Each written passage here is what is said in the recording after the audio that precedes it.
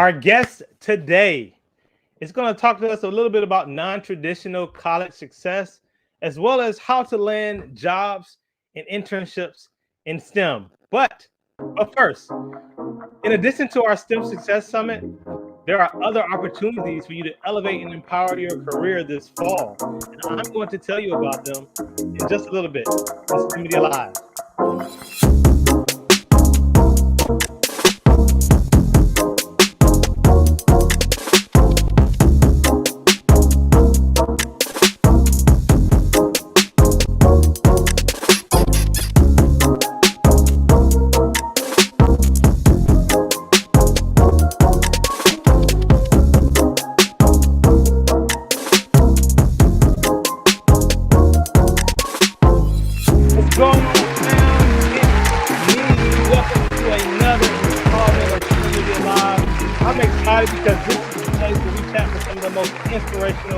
Creative people in STEM.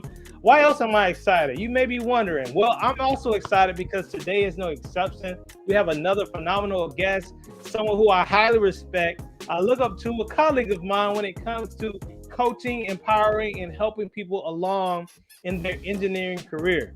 Yes, his name is Mr. Arnold Morales, and we're going to bring him on in just a second. But hey, guys, I got to tell you, in case you didn't know, we have a summit, our annual STEM Success Summit. The third annual STEM Success Summit is coming up next month, November 17th through November 20th. This year, 2021, again, it's our third annual. And I'm going to share this with you really quick because I have some additional opportunities I'm going to share with you. But first, I just got to show you this real quick. Here is our registration page or our website for this third annual event, STEMSuccessSummit.com. We have some cool creative things we're going to be doing this year, including the Summit Awards. This is a brand new feature we're adding, the STEM Success Awards. And we have a number of categories that we have allowed people to nominate people for. Nominations are already closed, so you've missed that, but you haven't missed the voting period.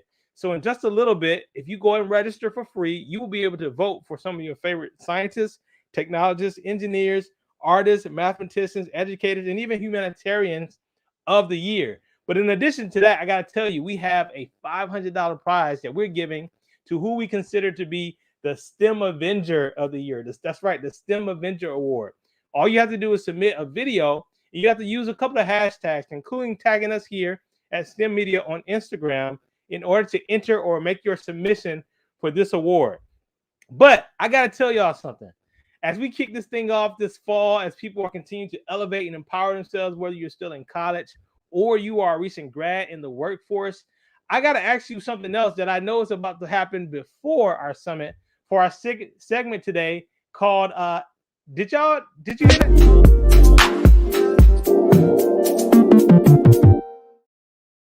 Did you hear about empowered engineers? Yes, we have some friends in the social media sphere, in the STEM community, that are doing what they call the Empowered Engineers Engineering Challenge. This is going to take place this month, October 25th through 31st. It is a challenge that was created by a good friend named Fernanda Salanti. And she is going to be putting together not only this challenge where they're going to encourage you to do a number of things to empower your career. This is also an event in and of itself. It's a summit that has the purpose and the mission to carve out a space for underrepresented female engineering students to apply their skills to solve real-world problems through creative and innovative solutions. Now, I want y'all to know that they have a Power Pack lineup as well. And all you have to do is go over to Instagram, Fernanda's Instagram account. Here she is right here, her handle. And she has a couple of flyers where you can see who will be speaking as a part of this awesome event online. Check out this, right? Meet our speakers. They have some incredible female engineers and STEM individuals who will be bringing a lot of expertise in areas such as signing your interview, your elevator pitch. Our good friend Maritza Bravo, who came on the show. Gina is going to be talking about resume building, mindsets. Our good friend John Melendez talking about LinkedIn profiles. These are people who know how to do it, particularly on the online space. You can just kind of cycle through. We're going to have workshops on sustainability in engineering. We're going to hear a little bit about the basics of water treatment from a civil engineering expert in Amy. And not to mention things such as designing from beginning to end and electrical engineering basis. I encourage y'all to go over to Fernanda's Instagram account and check out some of the posts you've been doing. And guess what, y'all? Guess what? From me to you, I'm going to even have an opportunity to participate. This is my Instagram page, and I posted this. Let me see if I can share this with y'all real quick. Let you know that I've been extended the gracious opportunity to support the Empower Engineers Challenge. Yes, I'll be speaking on October 28th at 7 p.m. Pacific, 10 p.m. Eastern. And I want y'all to know that we're just happy to be a part of this. If you've been looking for some advice and some guidance as relates to your career, the ladies who put this together have you covered. So I'll see you all on October 28th. You have to sign up by the 18th, though. See ya. Super excited to be a part of this. That's right. Yours truly, Dr. Nee from STEM Media, is going to be doing a short little company talk. That's going to be on October 28th. Not this coming Thursday, but next Thursday, where I'll be able to give a little bit of value from my perspective as well. So I encourage you all to go and sign up for this. And this is why it's so important, because going back to Papaya Tutors, which is the partner helping with this event, they have a deadline. It says 2 hours, but I believe they're going to give one more day. So if you can get it in by October 18th, you can be officially a part of this. This is going to be something great. And that, my friends, concludes our segment today of Did You Hear That?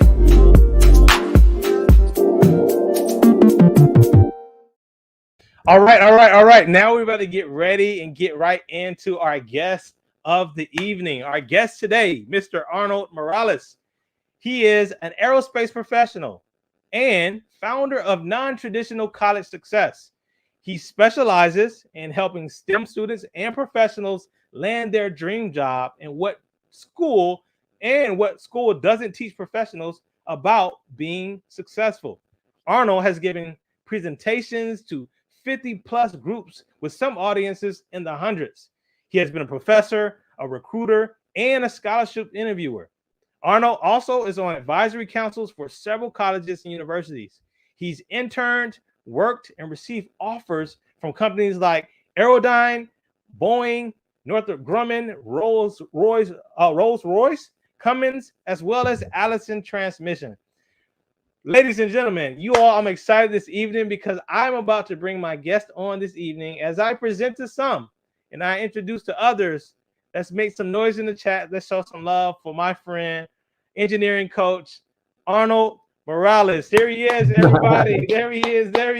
Make some noise. I love it, man. I love the energy. I love it. Hey, listen, it's only right. It's only right that we bring you out with this type of energy. How you feeling today? Great. I'm impressed, to be honest. To see people that are signing in on a Sunday at 9 p.m. Eastern, 6 p.m. Pacific. Yeah. I'm just like, man, that's crazy. Dedicated people. I love it. Absolutely, man. We got to kick out the work week right, and what better person to have on this Sunday evening than you, somebody who's all about, being passionate, pursuing, going after our goals. And we're going to get into all of that, right? But I'm just so happy to have you here. Thank you for being on. You allowed me to come on your show, your LinkedIn Live. So I'm so happy to have the opportunity to have you over here on STEM Media this evening. Thank you. Yeah, thank you. Thank you for inviting me. I'm honored. Oh, absolutely. So I'll tell you what, Arnold, we're going to go ahead and kick this thing off as we typically do right here on STEM Media Live. And we ask our icebreaker question. There's really no wrong answer, but we just want to know, right? I read your professional bio and all of that. But if you can, man, just break the ice with a random fun fact about yourself, something that a person wouldn't expect to know after hearing your technical background like that. Yeah, I think a fun fact would be, I have several actually, so I'll throw two out there. One, I used to race ATVs, motocross when I was like 14, 15, and not professionally or anything, but I used to do that a lot. And then another one is I grew up in Central America in Honduras. Really? So did you do ATVs in Honduras? Yep. Oh, it's much cooler to do ATVs in Honduras because you can just ride around your ATV like anywhere, everywhere. Not like here where they'll take you off the street if you're riding one. So it got boring when I came here. I was like, it's not fun here. I know, too many rules, huh? Yeah, too many rules. Man, well, how did you learn though? Like, how did you learn? Did you just get one as a youngster and just start? I always had motorcycles like growing up. When I was like, man, I think my first one was like 10, 11. I had a little mini Ninja. And then from that, I had and they're like tiny. And then I had like an electrical dirt bike and then ATV. So I kept on going there. You got a taste of it, and then you just kept going, huh? So when's the last time you rode, whether it's ATV or motorcycle? Like when's the last time you have one now? No, I do not. But the last time I rode one was last year, and it was an ATV. So now I kind of grew out of that because now wow, I'm like 28 years old, so I'm starting to hit my 30s already. I have a Yeah. 2-year-old, so I'm like, okay, I can't be doing the motorcycle life or anything. But what I Become do more now though is the side by sides. So those okay. little like cars, to go off roading on these little cars. I did that last year. I went with some friends. And those things are amazing. I'll probably get one in the future. I just don't have. I'm new to Seattle, so I don't really have too much friends to go have fun with. So that's why I'm kind of hesitant of getting one. Got you. So you live in Seattle now. Yep. You were born in Honduras. I was born in so that's interesting. I was born in Miami. Okay. I went to elementary school in Indiana, and then I went to middle school and high school in Honduras, and then I came back for college. Yeah, so it's interesting. So, that is interesting. So you were born in America, then went back, and you consider that home, though, right? That's where family is from. You know, it's so hard for me to when people ask you like where you're from. It's like, okay, in Honduras, everybody was like, oh, he was born in the U.S. El gringo. And then in the U.S., it's like, oh, he grew up in Honduras. like, where am I from? Where do I fit? Yeah. Yeah, exactly. And then in the U.S., it's like, okay, I lived most of my life in Indiana, but now I'm in Seattle. So when people ask me like when I'm traveling or something, like, hey, so where are you from? And I'm like, I don't know how to answer this. Where do I live? Where was I born? Where's my heritage from? Where I grew up? Where specifically you're trying to ask you? Yeah. And then like, unfortunately people probably hit you with the where are you really from? All that kind of like extra question. And you're like, now I'm it's like, not even I know, but I honestly feel I'm literally 50-50. I think I've lived more in the U.S. than in Honduras. But I did live like 6 or 7 years in Honduras. Got you. Yeah, I didn't move around as much, but I do say I'm from a place that I wasn't born. So I say I'm from Alabama, even though I was born in like Georgia. And I guess it comes down to like what probably had the biggest imprint on you, the most formidable years. I don't know. Yeah, I think that was like the teenage years. That's how I feel are like the ones that I feel. So that's why I say like I'm technically from Honduras, but not really. So because like I feel like I'm from there because I grew up there, or at least being a kid. So word. Well, hey man, shout out to all of our friends who might be watching this, whether live or on replay from Central America, right? Honduras is considered Central America. Yep. Yeah, right. And really just all of our family, man, from anywhere that you can say you can relate to Arnold, right? Where it's like I'm from one place, but I'm really grew up in another place, So I totally understand. I'm sure a lot of people watching can relate to that. So thank you so much for sharing that, man. Take us to then where, I guess, in terms of formidable, where did you first get that like STEM bug though? Like when did you first get that love for, engineering? Like when did you first get into that line of like interest? That's a good question, man, especially because we were talking about the ATVs. So literally growing up, I was in ATVs and my brother was in modified cars. And my brother-in-law used to race quarter mile. So we were like a motorcycle family. So I kind of fell in love with the mechanical aspects of just cars and everything. So later I came over to the US. Pretty much my parents had a pretty nasty divorce. So we kind of went bankrupt. And then we had to move back to the US because like, what am I going to do? And I had to get a GED. So I didn't even finish high school. And then I went to work at a warehouse. I hated my job, moving boxes for like minimum wage. It sucked. And then it was kind of like, okay, I'm going to go to college because my supervisors have a community college degree. So let me go do that. So I'm not just moving these boxes all the time. And when I was there, they asked me like, what do you want to study? And I was like, I have no idea. In high school, I liked math and science. And then they asked me, what type of stuff do you like? And I was like, I taught them cars and motorcycles. So they're like, you should look into mechanical engineering. And I was like, you know what? I'm going to do that. Sign me up for mechanical engineering. I had no idea what it really was. I went home that night and I spent hours on YouTube and on Google looking up what is a mechanical engineer? What is an engineer? I had no idea. And now I have a master's degree in mechanical engineering. So interesting. That is super interesting, man. And I tell you, like, that's one of those things where, like, I think people assume when it's like, oh, I like cars, mechanical engineering. And like, I know like at least half of the people who got into mechanical engineering that way was like, this is not quite what I thought it would be. Yeah. But for you, it was like the perfect entryway, And also what's really interesting about your story is that you said you really just went to, a community college just because your supervisor had it. So it wasn't necessarily something that you aspired towards like before that. Yeah, the thing is like My family, everything's business. So all my family, especially like in Honduras and smaller countries, everybody had like business owners. You can't really find like really good paying jobs. So yeah, so it was business owners, and I was like, hey, okay, I'll just continue the family business. But then it went bankrupt. So it's like, how do you continue a bankrupt business? It's like, don't do that. Um, and I was just like, at that moment, I was like, okay, I'll go work in the U.S. Pretty much labor jobs, like most Hispanic people do. And then when I was there, I was like, I felt like it wasn't that I was too good for it, but I was like, hey, I'm smart. I Right. can get a degree. So people are like, hey, Arnold, you should check out community college. Get a business degree, get anything, so you can get at least like a call center job or something better. And that's kind of where I started. And I was like, hey, engineering was a route for me. And so far, I'm loving it, and it's gone great for me. So can't Right, complain. right. And now that's making sense too, because your brand, at least your company that you founded, is called Non-Traditional College Success. Yep. And so I'm guessing that came from your own non-traditional path. Is that correct? Exactly. It's that Right. whole first generation having no idea what to be in college because my parents, my brothers, no one went to college. Being low income, so had no idea how I was going to pay for school, and then being a minority, being Hispanic in engineering school in Indiana. You won't find too many Hispanic people in Indiana doing engineering school. Yeah, Indiana, man, I tell you, because like going back to your background, you were, born in Miami. Miami and Indiana are already, even though they're both in the US, that's like Totally different. Yeah. right, totally different in terms of cultures just here in this land. And then you add Honduras into the mix, and then now you're in Seattle. Yep. So, all right, let's see how you got to Seattle, right? Okay, so you went to community college. Where were you at then? What state were you in at that point? Indiana. So I went to IB Tech Community College. Amazing school. It changed my life. So literally Ivy Tech? Ivy Tech? Yep. Okay, go ahead. Yeah, so literally, it's their motto is like changing lives. Literally changed my life.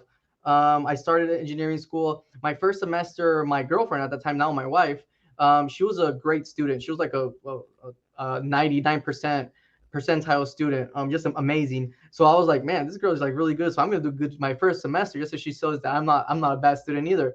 And I got pretty good grades, and then I got a scholarship. So I was like, wait a minute, the government, one, you get a financial aid and stuff. I'm like, one, you get money to go to college. I'm like, how does that even work? So I literally ended up like, this is amazing. So I started applying to scholarships, and I think I got about $60,000-$70,000 in free money going to college. Wow. Yeah, I cannot complain. Through Yeah. scholarships and financial aid and all these things, and then it just kept on going. Like, got leadership awards, got full rides to big universities, and then kind of, yeah, so that's kind of how it went. Then I moved over to like a 4-year university, did my bachelor's, then ended up doing like Purdue University's master's degree. So it kept on every year, kept on like just exceeding expectations, and it still is. So Yeah, yeah. And so you went to Purdue right after you left community college. And yeah, Purdue is so a known, that's where you went for when you say yeah, you moved over to a 4-year college. yeah, so I actually moved to IUPUI, Indiana University, Purdue University, Indianapolis. Okay. Pretty much, it's a joint campus in Indianapolis between Purdue and IU, and it's Mm-hmm. really it's not that popular. But like, hey, you get a Purdue degree, so cool. But then my master's was through like the Purdue program. So and then every year it kept on going. Like, okay, aside from getting better degrees, also went like jobs, internships. I started at with no work experience, getting a small aerospace company internship when I graduated from community college, which was kind of unheard of. Like, community college students just Mm-hmm. don't really get internships. So I got a small aerospace company, and at that time I already had fallen in love with aerospace because I went to the NASA Community College Aerospace Scholars Program. So I was invited to that, and I fell in love with it. And then I was like, okay, aerospace, a small aerospace company. Then when I went to IUPUI, I was one of the first students from that school to get into like a big aerospace company. I interned at Northrop Grumman, one of the biggest defense contractors. And so I spent 2 summers in Utah. So a whole nother thing. I spent 2 summers in Utah working inside a bulletproof building inside an Air Force base on nuclear missiles. And I was just like, wow, this is some of the most amazing things. Top secret stuff. Going from the warehouse, man, moving boxes to like now working on the U.S. nuclear defense system. So I did 2 internships there, and then from the Purdue, I landed my dream job, which was a systems engineering rotation program at Boeing, the biggest aerospace company in the world. West Coast. Oh, that's Seattle, basically, right? Yeah, That's how you guys see. Okay. yep, commercial airplanes in Seattle, defense in St. Louis, space in Florida. Mm-hmm. Mm-hmm. Man, y'all give it up, man. This is Arnold Morales, and he is again an aerospace professional. He is proof, living example of non-traditional college success. He's in the business of helping other people achieve the same. And before we even get deeper into your professional experience and what you've been doing, even as a coach, what are some of the things you would say are keys to non-traditional college success? Because you mentioned a lot, right? Yeah. There's being an underrepresented minority. There's being first generation. There's being, like you said, what were you saying? Like not going straight to a 4-year school, kind of just going the community college route. Like, what were some of the keys? Just give us maybe 2 or 3 keys that you found to be very instrumental and vital for success in just getting through school, not traditional. Yeah. I would say the best thing you can do, especially like in community college, is realize that you don't need to go through everything by yourself. A lot of people are like, hey, I need to study by myself, struggle by myself. There is a lot of people out there that want to help. So I spent hours at the tutor center at the community college, hours and hours. Like I used to spend hours every single day at the tutor center getting tutored. I used to spend out like going to the scholarship office to ask for scholarships all the time. I spent hours and hours volunteering, student organizations, and just that constantly meeting people, networking pretty much, and having these people help you. Literally, just like I was like on a trampoline to success compared to other people that weren't doing that. Like I got to sit behind Obama on a speech on free community college. Wow. I know, it was like that was how amazing it was. I got Yeah. to sit, Mike Pence, the previous vice president, Trump's vice president, he was Indiana governor. I got to sit in his council to give him advice. So in case if you're a Democrat or Republican, see, I got both sides. Yeah. You got both. Yeah, I got both sides. So Right. Hey. Offline. So I got to be like with really important people, giving my advice on how they could help students. So it was really cool, and just having those mentors, man. I'm telling you, having those people help you just changed everything, because I didn't know the road, and they showed me the road. Yeah. You said trampoline to success. I love that imagery, right? Yeah. Like instead of like climbing up, like go and bounce on the trampoline, get some help. You're not alone. Find the assistance, and hey, ladies and gentlemen, this is one of the people that can help you get through it, Mr. Arnold here. And Arnold, when did you decide to start that as like a formal, I guess, business or initiative? When did you start that part? Yeah, so non-traditional college success, pretty much, I've always been helping students. When I was in community college, I was doing motivational speaking for high school students, Hispanic students, and students interested in engineering. So my target audience was Hispanic students and students. So anytime a Hispanic group came, they'll be like, Arnold, come present. Anytime engineering students come, Arnold, come present. Right. So I was always presenting for students. And then at IUPUI, same thing. I was the vice president for student organizations. Then at Purdue, I was a college career ambassador for the college. So I was kind of like a student volunteer. They gave me a scholarship so I could help other students with career, just because I had landed big internships and jobs. And then after that, the pandemic hit. So, well, no, actually, I moved to Seattle, and all my network was gone. So everyone was like person to person, emails, via like that. So I didn't have a following. I didn't have an Instagram or LinkedIn following. Everything was word of mouth. So I moved to Seattle and I lost that whole network. But I missed it. I really wanted to help students again. And then my wife got pregnant, so we had a baby. So I kind of like, okay, I'm busy with this. Who cares about helping the world right now? But then I still felt like I needed to do something. I still needed to help someone else after like having my baby and being the first couple of months of just really hard. And then it was like, okay, how can I do it? And then it was a pandemic, so I couldn't go in person to events. So I was like, you know what? I'm going to start a podcast. And that's how the whole helping students started, with a podcast. I guess it started with a motivational speaking, but with the podcast is kind of where I kind of grew on that. Started doing a podcast, then doing LinkedIn content. And apparently people liked it, because in the first 9 months, it went from like 0 followers to like 10,000 followers. Wow. So you mean to tell me, because when I see you, I found out about you in the last several months, right? But I just was under the assumption that you've been doing this for years. Yeah. Like, I didn't realize you, like from a formal standpoint, because as you said, you have been doing it for years. Yep. But in terms of like online, like you didn't have a following, you didn't have an online brand. You basically just created that in the last year and a half. Last year and a half, it went from literally from like 200 followers to the 10,000, 11,000, I think it is now. And there's been cycles. I've been like sometimes where I don't dedicate too much time to it. I feel like if I went full time, it would go great. But it's just that, honestly, it's just that putting yourself out there and giving value. Because literally I do it as a nonprofit, so all we do is help, and hey, people really like it. Or now I got invited to present at a conference, and they were like, hey, we'll pay for your flight and everything to present at a conference that I went 5 years ago as a student, and I saw those people, and I was like, wow. I was like, I Yeah. can't believe these Hispanic Boeing engineers from these top companies giving presentations. I was just like, in wow. I was like, I never seen that. I was like, I didn't see, especially in Indiana, I didn't see too many Hispanic people leading companies. And then in like the whole US, it was like, I was just like, I was amazed by these people. I was like, one day I want to be like them. 4 years later, I'm going to be presenting. So I was like, man, Right. I can't wait. No, man, you're gonna kill it. I already know, y'all. This is Arnold Morales, and you listen. You're not only an example of non-traditional college success. I feel like you're an example of the motto that says "lift as you climb," because clearly you've been through this path. You were basically dropping gems. You're leaving breadcrumbs for people to go through the school academic portion, but then now, like, you've achieved a level of accomplishment in a career as an engineer, and so you've become an engineering career coach, so to speak, right? So when did you begin to transition, as we even transitioned in our conversation, from sort of like the academic, you can get through college non-traditionally, advocate and coach, to like, all right, here are ways that you can actually land your dream job. You can grab these internships. Here are ways that actually you can advance your career. How did that part come about? Yeah, it was just a need. Okay. I was really good at it, and that was the thing students needed the most. It's usually, hey, I don't know how to land my dream job. I don't know how to network. I don't know how to approach career fairs because no one in my family can tell me. The career services office sometimes is scary, or if you're from a non-target school, they suck. They don't. Their advice is outdated. So it's all these things that were like students really needed that. And every time I posted anything to do with career advice, people loved it. So I was like, okay, you know what? I love doing this. I love doing a career, helping career advice.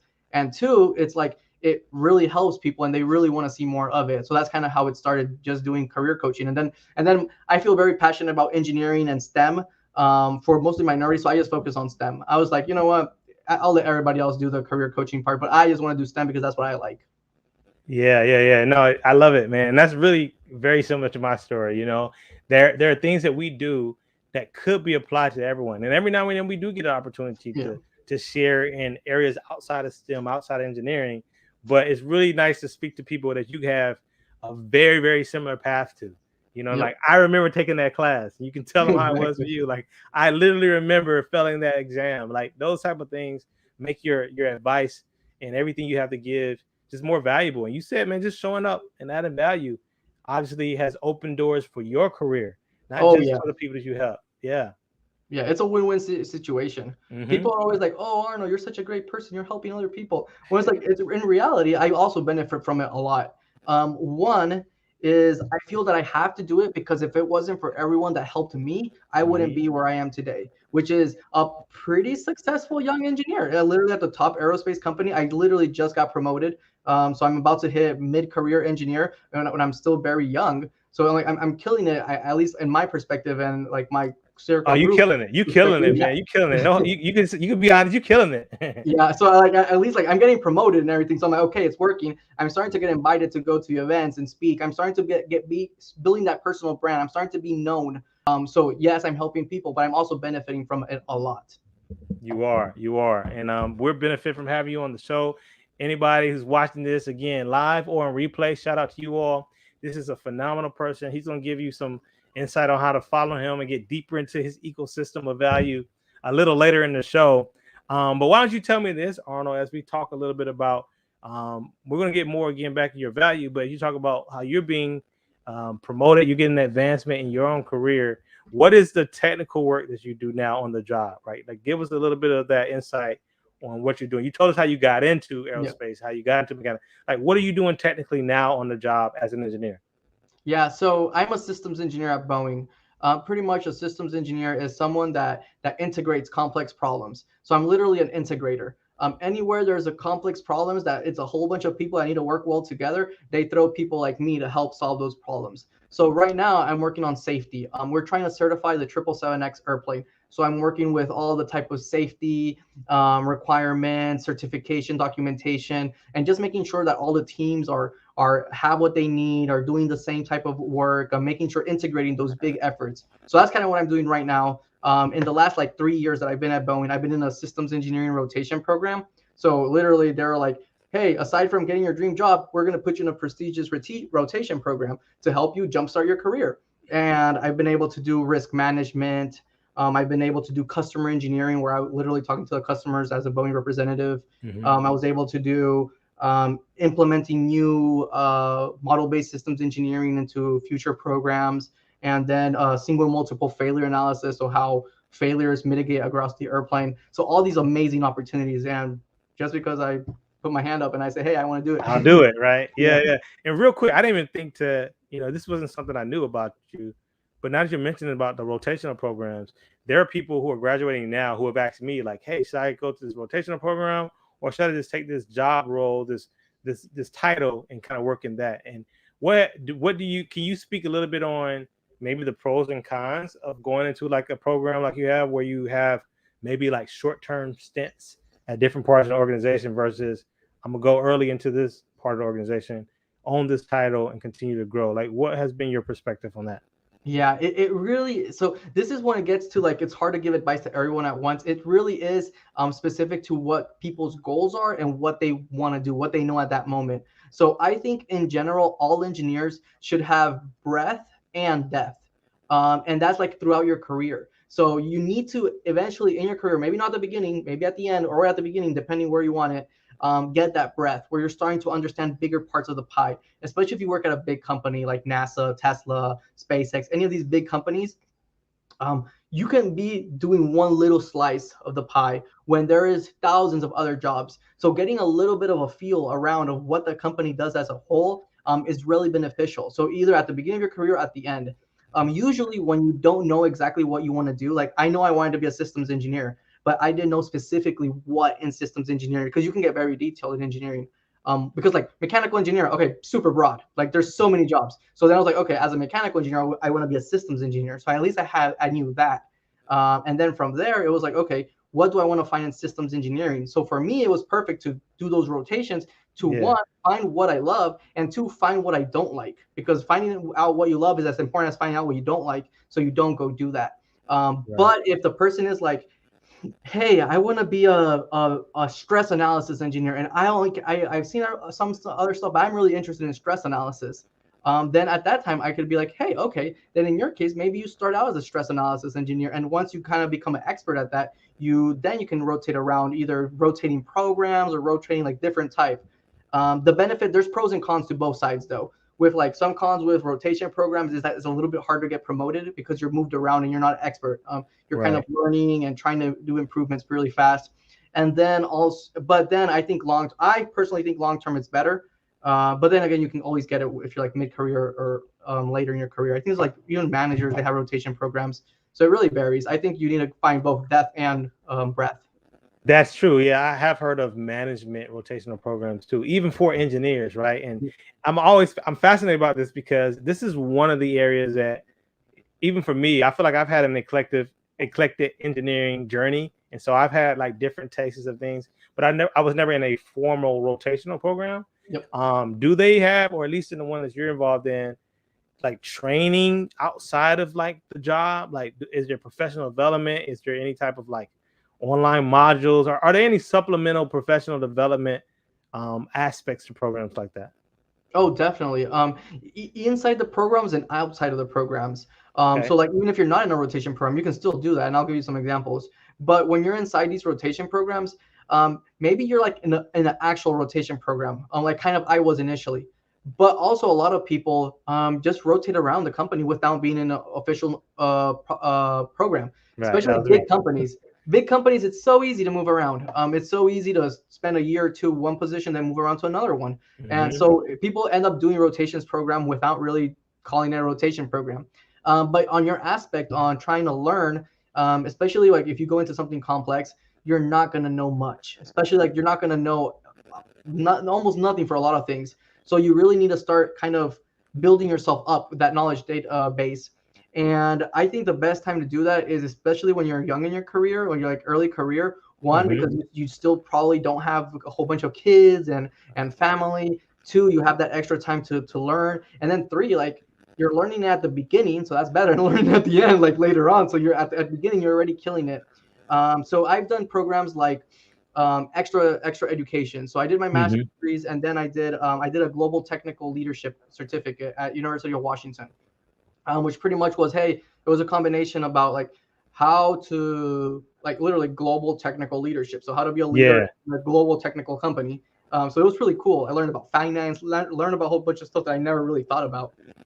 And then also a lot of big companies and medium, small companies, they have trainings also that you can do. So like even in on hours and off hours. Right. I'm very lucky where my job is a 40-hour work week, but I don't take it as a 40-hour. I take it as a 45, 50-hour. I do Yeah. 5 hours at least of going to extra programs, going to extra things so I can be a little bit above the other people so I can exceed expectations just because I'm putting in that extra bit of time. And I've been doing like, how does the airplane work? How does this portion of an airplane work? What is this? How does the auto flight work? And I just been going to all these classes that I find interesting. And then I mix one, it's like, okay, what is your career goals?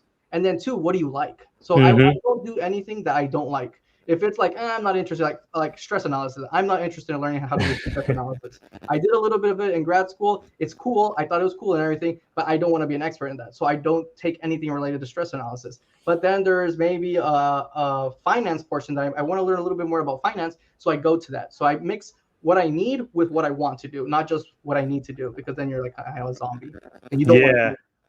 Yeah, no, I think it's cool because your curiosity and your natural inquisitiveness is still driving your professional development. So just like you would in the lab or in the workshop, from a technical standpoint, you're also doing it from just a career development, professional development standpoint by looking at the finances, by looking at the management or the leadership and all of those things. So no, that's really cool. That's really cool, man. And everybody watching this again, these are just some great inherent nuggets of wisdom that you're getting from Arnold himself as he talks about his process and the things he's doing. But Arnold, we have this segment in the show that we like to break down a specific topic. You've brought so much already, but here's something that we like to call School Me, and I believe you have something for us. So let's go to that segment right now. School Me. School Me. School Me. All right, here we go, Arnold. You have relationship building for referrals. Go ahead and introduce this topic to us and break it down for us if you don't mind. Yeah, definitely. So one of the biggest things that is like, hey, how do I land my dream job? It's like one thing that's going to help you is get people inside the company to help you. Want referrals, get people to know who you are, start building that network because it's really not. It's not what you know, and it's not even. Usually people are like, it's not what you know, it's who you know, and that's Right. not even true. It's not who you know, it's who knows you. Because like I can know everyone, I can know who Dr. Nima is, I can know all these people, and if they don't think about me when an opportunity comes, and it's useless. So I want them to know me. So when, hey, you want to be on my live show? Okay, he knows Arnold, so he's gonna reach out to me. So it's really not what you know, who knows you. So that's the same thing with getting into your dream job. With that, it's like, okay, how do I build a network? So here's some tips to build a network. And two, how do I build a network, not just building a network so people know you, for actually with a purpose. With the purpose is we want that referral. So here's kind of like my way of, hey, here's the bare minimum that you should be doing to get a referral, to ask a stranger for a referral. It's like Okay. they should see your face or your name 7 different times at a minimum so they feel like they know you. And how you're going to do that? Okay, you're going to go online, go on LinkedIn. LinkedIn's going to be your best friend for finding your dream job.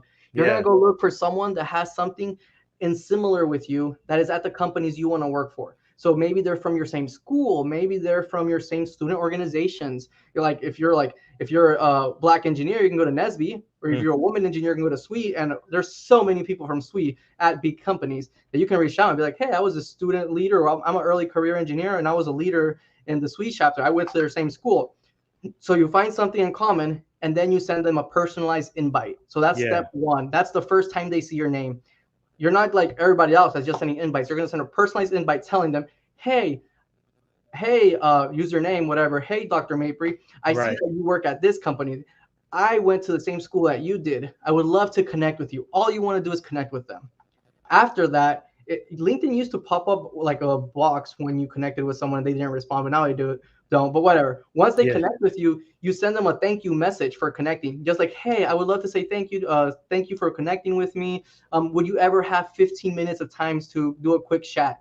They might say no, but they might say yes. especially if it's Yeah. like if it's someone that doesn't have like a huge following, then they'll probably say yes. Yeah. Let me get there. Let me get with that one then. So that's how you would suggest wording it, like, because that's one of the things that people struggle with. How do you word that first request for a chat? Do you just literally say, "Hey, would you happen to have 15 minutes for a quick chat?" Is that pretty much what you put in that message? So I would say something like, I would look at their, so now we're connected, right? So I would All look right. at their profile and find interesting aspects of them. And I would be like, hey, do you think we could chat for 15 minutes? I would love to learn more about your career and to learn more about this and their career. So something specific to them, because everybody loves to talk about themselves. So you want people Yes. to talk about themselves. There you go. So that's what I would recommend, how you do that. And it's going to be very custom for that person. Don't be Right. copy pasting the same message to everybody. It's going to be obvious. Right. Okay. Number 3. Yeah. So, and then if they say yes to you at that meeting, all you're going to do is learn about them. You're not going to give your elevator pitch. You're not going to sell yourself. You're just going to learn.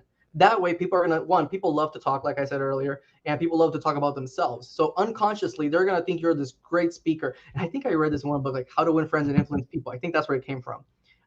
So you want people to talk about themselves, and you just want to listen. You want to be a great listener. That way, they're going to like you. And then after that, you're going to send them, when that's done, you're not going to sell yourself. Remember, you're not selling yourself yet, because it's not like, oh, another person just want a referral. Then after that, I would say a thank you. Hey, So you mean to tell me that first meeting, I don't go in and say, "Hey, here's what I want you to do," and then I just start doing my pitch? You mean learn about them? Yep, learn about them. Build a relationship. You're not trying to just get a referral. No one wants to give a stranger a referral. You want to start building that relationship with people, and that's why it's not an easy process. If it was easy, everybody would be landing their dream job. So you need to do these extra things. Take some time. Yeah, and like this has helped me so much, like applying online. It's like I spent so many hours applying online that was just wasted, and it never really landed me anything. Building relationships with people landed me much more than that. Okay, so yeah, so after that 15 minutes, send them a thank you message. Hey, thank you for meeting with me. I would love to give some more advice on how to land a job at your company in the future, or look through my resume or something like that, something more toward that in the future. You're not gonna tell them, hey, let's set it up. You just be like, in the future. Then so right there, they've already seen your face 4 or 5 times already. They've seen your name at least, and they've talked to you. So now they're starting to feel like they know you. Then, okay, so the 5th time, whenever they comment or they post anything, make sure you comment on their post and like it. I don't know about you, but anytime I post anything on Instagram or Facebook and no one likes it or comments, it's really discouraging. It's like no one cared about my picture. So it's the same thing on LinkedIn. People are like, hey, no one commented on this. This kind of sucks, but whatever. So be that person that comments. And just by doing that, people are really going to start liking you even more. I know people that I feel like I know them, but in reality, they just always are liking and commenting on my posts. So I feel like I know them, but in reality, they've only been like supporting my content. Yeah. That's how I feel about us, honestly. Like before I was able to come on your show, like I just feel like I knew you, and you were like, yeah, because we would just comment, like, and just interact online. Yeah. Exactly. So we're building that relationship without really knowing the person. You're building a relationship with strangers. Because then Dr. Mapry, if I asked him for a referral, he would definitely be down for a referral. For sure. He brought me on his show, so I would assume he would give me a referral. Right. Strong referral. Yeah, exactly. Then the other thing is share content yourself. Start posting things. That way, especially on LinkedIn, it's really easy for people to see your stuff, and much easier to go viral. And then also, it's the people you want to see your stuff. Like on Instagram, none of your professional people are going to see anything. So don't do that there. Posting. Start posting, and people are like, what do I post? Well, post what you're learning. If you're a student, post what you're learning in college. Well, not like what you're learning, but like projects, what you're doing projects wise, any success stories. If you're early career professional, share anything new or anything cool. You can share your company's notes, so you can start sharing stuff. If you feel it's awkward to share, I would start with commenting. Start commenting on other people's posts. That's kind of the easier way to get into it.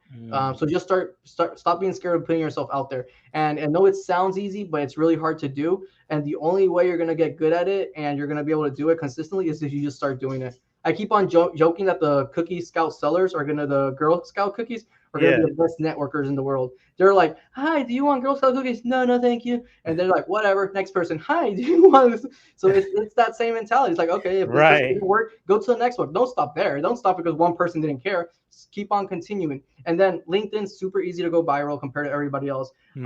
I think, and when I say super easy, I'm like, it's still hard work. So I think I posted for like 2 months.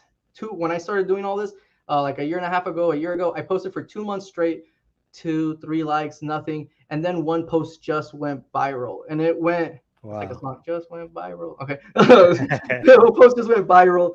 And that thing got like 1 million views and like 17,000 likes and just crazy.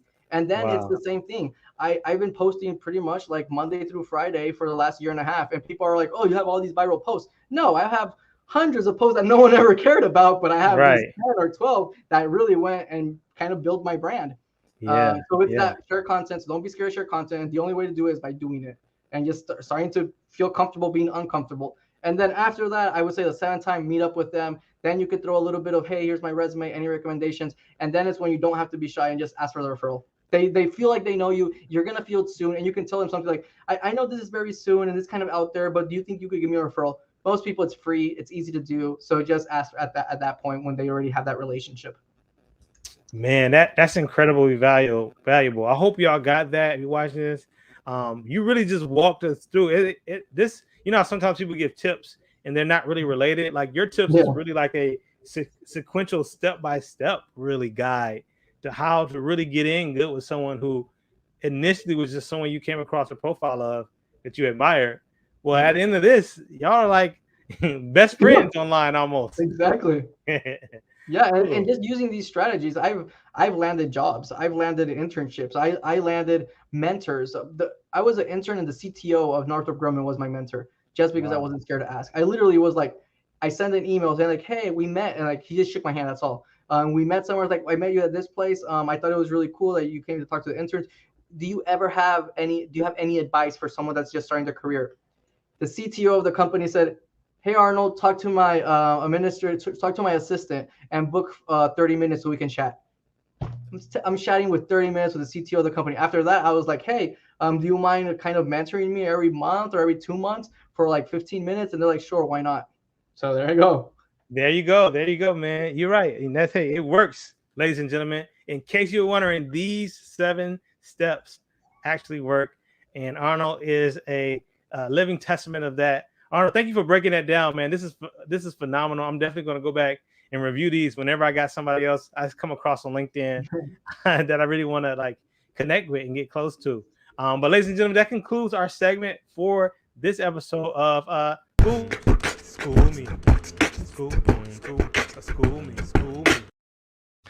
All right, Arnold, this has been great, man. So far, you definitely been bringing so much value, and man, you practice what you preach. You said just show up and add value, so that's phenomenal. I'm so happy to have you on here. And as we get ready to come towards the end, man, I just have to ask you, what are some of the things you are still looking to achieve? Whether it be in the technical side of your profession or in terms of the outreach and the things you do as a coach and a supporter. What are some of the things that you are still hoping to achieve aspirationally in that area? Yeah, that's a great question. And this is where I am very intentional about everything I do. So it's like, okay, I have my plans of, hey, when I'm gonna become a manager. I have it mapped out, and it changes a lot. So it's not really a 5-year plan. It's more of a compass. So don't be discouraged if it doesn't work. It doesn't work almost never. So I have like my planned out. How am I gonna become an engineering manager? Right now, I'm hitting the mid career. So next step is how to become a lead engineer. After that, how to become a manager. So that's kind of my goal professionally. And then with like the content and all that, my goal is to just keep on building my brand and being recognized as one of the leaders in engineering career coaching. And I feel like I'm starting to get there. I'm starting to get where people are like, oh, Arnold Morales is a great engineering career coach. Hey, let's invite him to a conference. The other thing is, in the future, now that I'm going to go more mid-career and then hopefully go into management, I want to start helping more early career and mid-career engineers, more like, hey, how to go into technical routes, how to go into management. And I'm kind of using the career coaching as a practice, as a sandbox, so I can go more in the professional route. That's kind of what I want to do with both of those. Yeah. No, I definitely see it happening.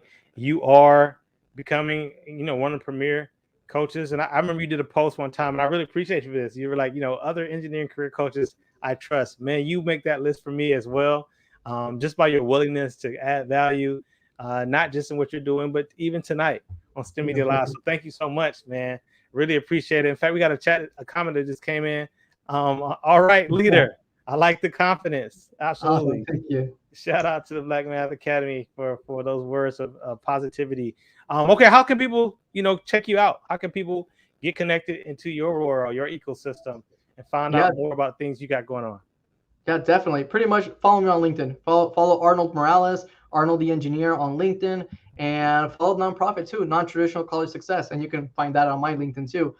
Pretty much, I try to post Monday through Friday, give a lot of advice. We do a lot of events, podcast episodes, LinkedIn lives. Pretty much, we're trying to help early career students and early career professionals land their dream jobs. If you're in a job you don't like, hey, we're going to help you land your dream job. That's how you can find more of me. That's good, man. That's good. That's good. And when you do your LinkedIn live, like when is your show? I try to do it Tuesdays, but right now it's kind of on hold since I'm preparing for other things. But it varies on what we do events. But if you're following on LinkedIn, then you'll get all the notifications of when things happen. Got you. I got a feeling somebody's gonna hit you with your 7 steps on LinkedIn after seeing this episode, man. Exactly. Yeah, the thing is, like, I feel like I give really good advice on how to connect with people, and then people use it on me, and I'm like, damn, I have like 10 people sending me messages. I'm like, every day, like at least 2-3 people, and I'm just like, man. But the ones that just send me their resume and like blank, like, hey, find me a job, I'm like, no. Like, right. Next. But the least you can do is follow my steps, right? Yeah, right, exactly. But then there's some people that really are interested in a conversation, and I'm like, okay, you know what? Let's meet up. Let's do that, and then becoming kind of that circle. Oh man, I love it. Well, Arnold, man, this is an honor and a privilege, man. I consider you a colleague, a friend now, even as you said, definitely. Just connecting. And man, I'm just my heart is full when I see people passionately doing the things that we do for the right reasons. Like it's not like some sort of like backdoor the fame and fortune. Like the reason why we want to become notable and just prominent in our field is not just for our own ego, but because we know that we can help more people as we continue to do more. We know that it's also an encouragement and a self-fulfilling symbiotic process. The more we pour into other people, it sort of empowers us and inspires us to continue to do it. So hey, man, when I look at you, I see somebody else is doing it for the right reasons, someone that's doing it from a pure place. And I can't tell you how happy I am to have been connected with you, man. So thank you for all you do. Yeah, man. Thanks a lot for having me. I'm honored, like I said earlier, to be here. And I've enjoyed having you on my podcast, on my LinkedIn Lives, just following your content. I kind of try to copy some of the great things that you do. So like, hey, man, I'm just trying to be like you guys. Hey, man, likewise, man. Well, hey, let me ask you this before I let you go. What's some parting words of wisdom? We always like to end our show with something that maybe be a word of advice. Maybe it's a some quote that you like. This is something that we can take as we head into this work week, as I mentioned at the beginning of the show. Definitely. One of the ones that I've been following since I was, a freshman in college probably, is if your dreams don't scare you, they're not big enough. So making sure you're pushing yourself out of the comfort zone, making sure that you're like, hey, I'm going to say yes to these things that I have no idea how I'm going to do, but I'm going to get it done. And with that also is being persistent. If you don't land those dreams, keep on trying. You don't lose, you don't fail until you stop trying. If you're still trying, you're just not got there, but you haven't lost yet. So keep on trying and make sure you're pushing yourself to reach those great dreams that you really want to do and you're scared to do.